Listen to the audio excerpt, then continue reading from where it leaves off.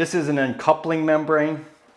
This is an isolation membrane. This is actually Redguard's underlayment. And this is rebar for your tile. So these other two here require a bit of faith and belief in the system that they've created here. I'm not saying it's not true. It's just, it takes a little bit of faith to believe whatever these things actually do. This, you can actually physically see it. It is basically a fiber mesh, and it's going to basically create rebar for your thin set. Or when you thin set it and you set your tile over it, it's going to reinforce that floor. So this stuff I think is just fantastic. One other thing about this is that it basically stiffens and strengthens your actual floor as well. So if in a lot of scenarios, if you're using marble tile or travertine or any type of stone, most of the time your substrate has to be about 1.25 inches thick, believe it or not. You need to have 3/4 inch plywood, 1/2 inch plywood on top of that, and then 16-inch on center floor joist in order to do stone. This, you can just use 3/4 inch plywood and this, and then do your marble and stone. So this is basically gonna reduce the deflection that you're gonna have underneath your tile.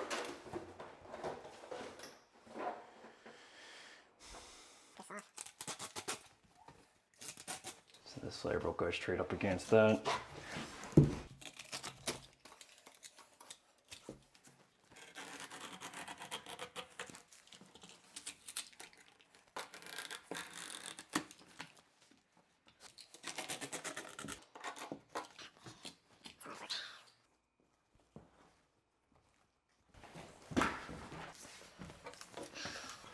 All right, so to set this down, you just need to use a 1/4 by 1/4 inch square notch trowel.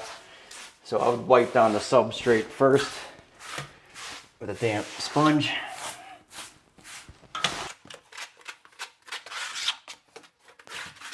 So I'm gonna work it with the flat side of the trowel first, work it into the substrate.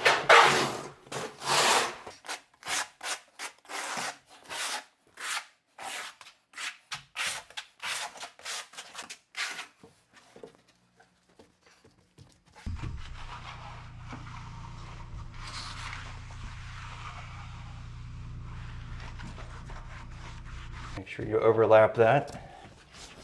And then, you know, when you go to tile, you'll be thin setting over and filling this all in, so that will kind of make this, you know, the areas between it basically bond together.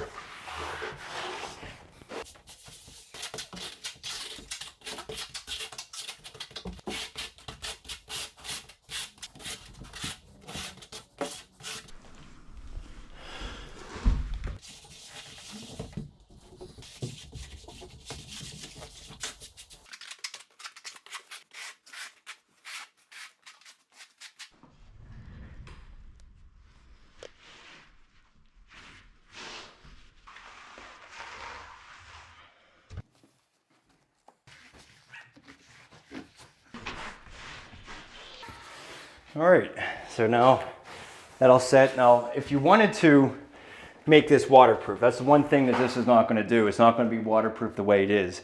Now, if you wanted to waterproof it, you can thin set over this and then use a liquid waterproofing over top, or use a membrane of some sort. So that's definitely the way to do it. But since we're on the outside of the floor, we're doing really big tiles, I'm not overly concerned about it. But if you were to do like a curbless shower or something like that, you're definitely going to want to liquid waterproof over top of it. But this is going to create a really awesome sound underlayment for my tile. It's going to strengthen it, and it's really going to make it rock solid for sure.